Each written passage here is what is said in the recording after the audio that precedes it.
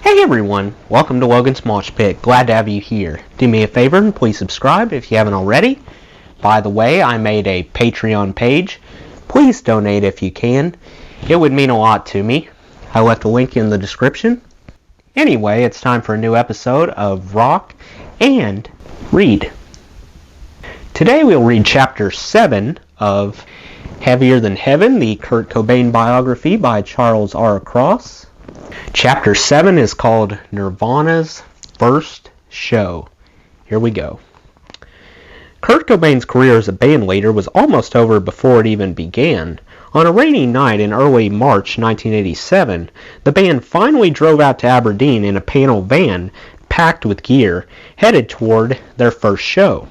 The band still didn't have a name, though Kurt had spent countless hours considering many options, including Poo Poo Box, Designer Drugs, Whisker Biscuit, Spina Bifida, Gut Bomb, Egg Flog, Pukeria, Puking Worms, Fish Food, Bat Guana, and The Incompetent Fools, intentionally misspelled, among many others. But as of March 1987, he had yet to settle on one. They were headed for Raymond, a half-hour south of Aberdeen, but more like Aberdeen than Aberdeen itself. It was truly a town of loggers, since nearly every job was timber-related.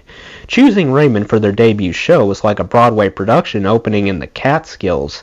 It was a chance to try things out on an audience perceived as not very discerning or sophisticated.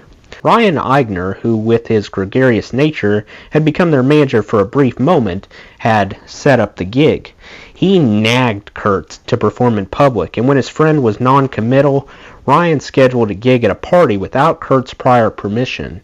Ryan borrowed a carpet van from his job, loaded up their equipment, and gathered Kurt, Chris, Burkhard, Shelley, and Tracy, who had to sit among rolls of carpet. During the drive, Kurt complained incessantly that the band, which had yet to play anywhere other than in his tiny shack, deserved something better than this gig, for which they would not be paid. "We're playing in Raymond," he said, stating the name of the town as if it were a slur, "at somebody's house to boot. They don't even know what radio is yet. They're going to hate us." Kurt's theory, observed Ryan, was that either the crowd would hate them, which they would embrace, or the audience would love them, which would also be fine. He was ready for either. This was a classic example of a device Kurt would apply throughout the rest of his career. By downplaying success and, in fact, pronouncing the worst possible scenario, he imagined he could protect himself from true failure. If the actual event he dreaded was anything short of a complete disaster, he could declare some degree of triumph that he had outwitted fate again. This one time, however, his foreshadowing would prove accurate. The house was located at 17 Nussbaum Road, up a gravel road 7 miles outside Raymond in the middle of a field. When they arrived at 9:30 p.m., Kurt immediately became fearful, seeing an audience of youths he didn't know. "When I saw what the band looked like," remembered Vale Stevens, who was at the party, "I said, uh-oh, they looked very different than the crowd we hung out with." That was exactly the same thought Kurt had as he surveyed the dozen teenagers with Led Zeppelin t-shirts and mullet haircuts. In contrast, Chris was barefoot while Kurt was wearing a Munsters t-shirt and a metal stud bracelet with prongs on it that could have come straight from London's King Road in 1978. They walked into a house decorated with an Ernest poster, a Metallica album flat, and a poster for Def Leppard's latest album. Nailed to a beam were several stolen street signs, including a Mile 69 highway marker.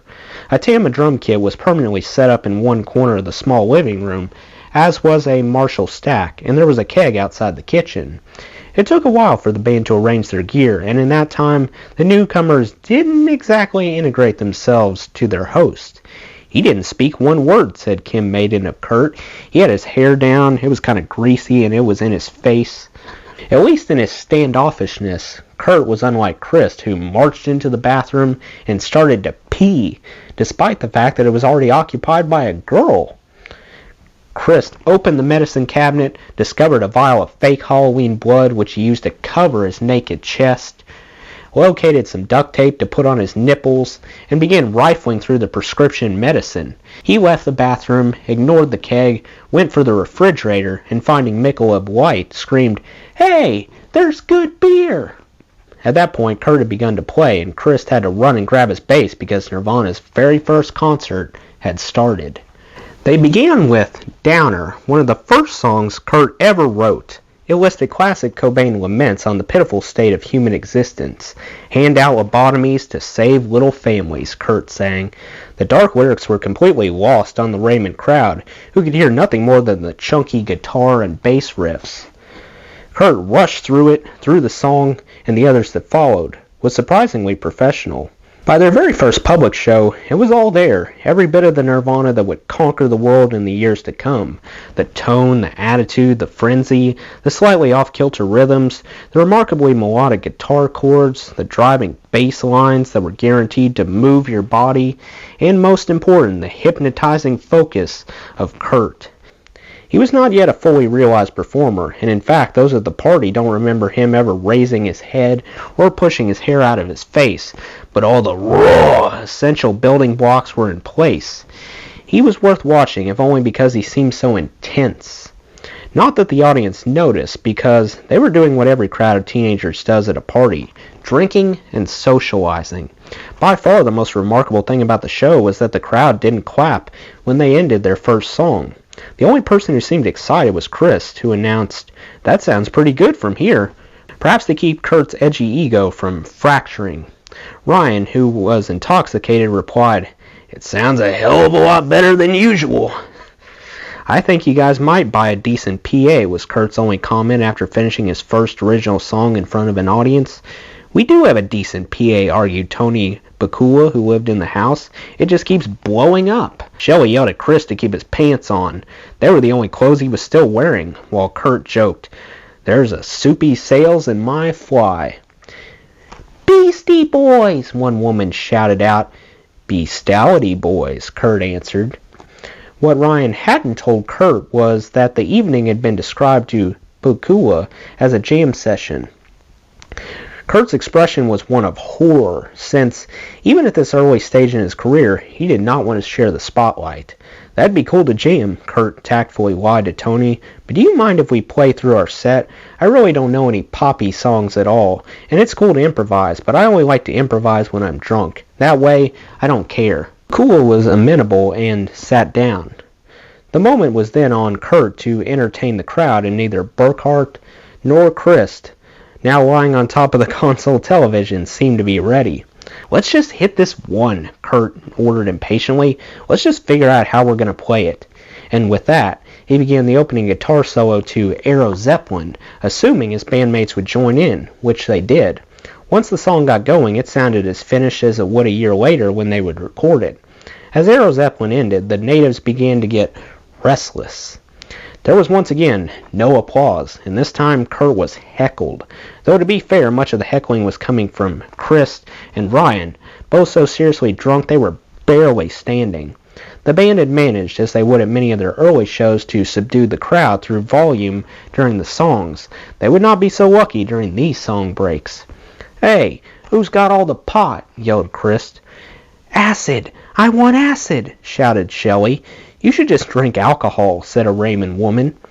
"All I want is some good pot," replied Chris. "I'm going to pot you in about 5 minutes, threatened Ryan. "Play some covers. Play anything. I'm sick of you guys acting dumb." "So stupid. You were dumb." "Let's play Heartbreaker," yelled Chris as he hit the opening bass riff. "Are you guys drunk?" asked a man. "Play like Zeppelin did," another man shouted. "Play like Tony Iommi," yelled another man. "Do some Black Sabbath," someone screamed from the kitchen. And with that, it almost fell apart. Kurt was teetering on the edge of breaking. Chris kept yelling, "Play Heartbreaker," to which Kurt, in a voice that sounded very young, yelled back, "I don't know it." But they nonetheless launched into the Zeppelin song, and Kurt's guitar playing was fine. The rendition crumbled halfway when Kurt forgot the lyrics, but the instant he stopped, the audience edged him back, yelling, "Solo!" He did his best Jimmy Page imitation on Heartbreaker, and included bits of How Many More Times, but as it ended, there was still no applause. Kurt wisely called out, "Mexican seafood, everybody," and they started into this original.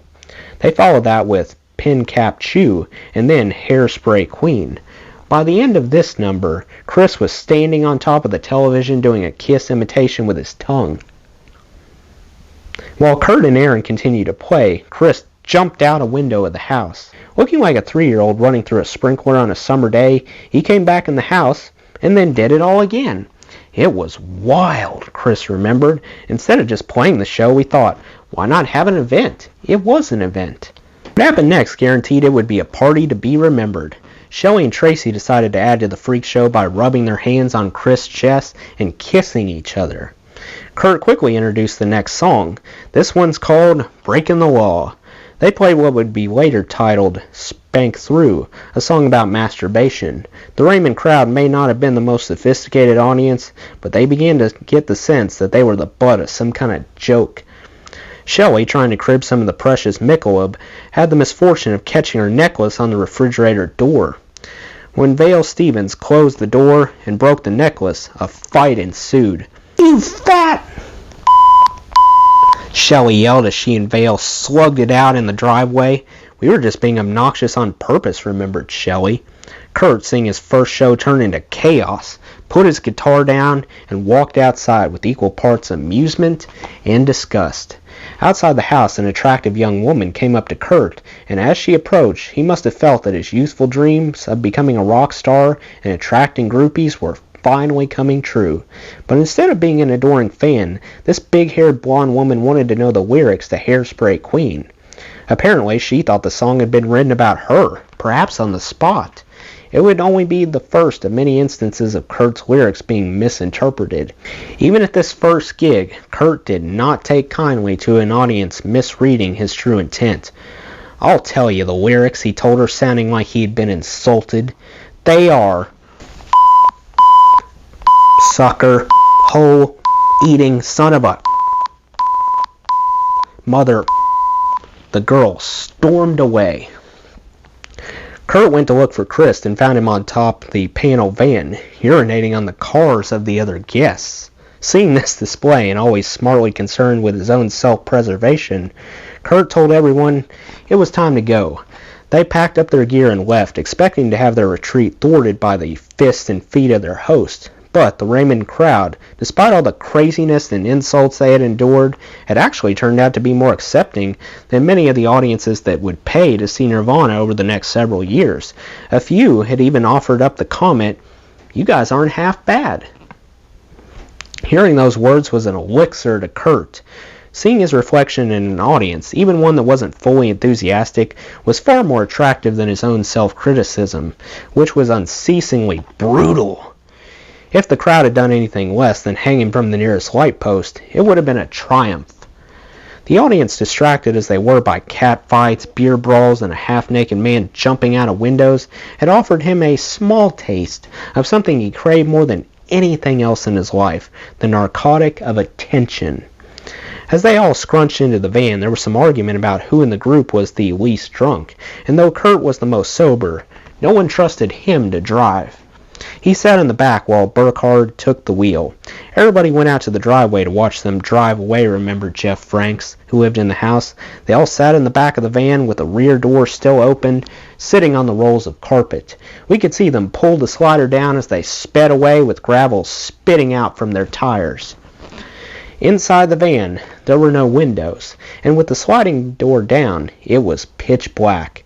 It would be several months before they would again play in front of an audience, but they were already looking out toward their future, with a small piece of their legend already formed. Well, that's the end of Chapter 7. Let me know what you thought of Chapter 7 in the comments below. That does it for today's video, guys. I hope you enjoyed. Make sure to like, comment, and subscribe if you haven't already. I really appreciate the support. I'll see you next time. Till then, rock on.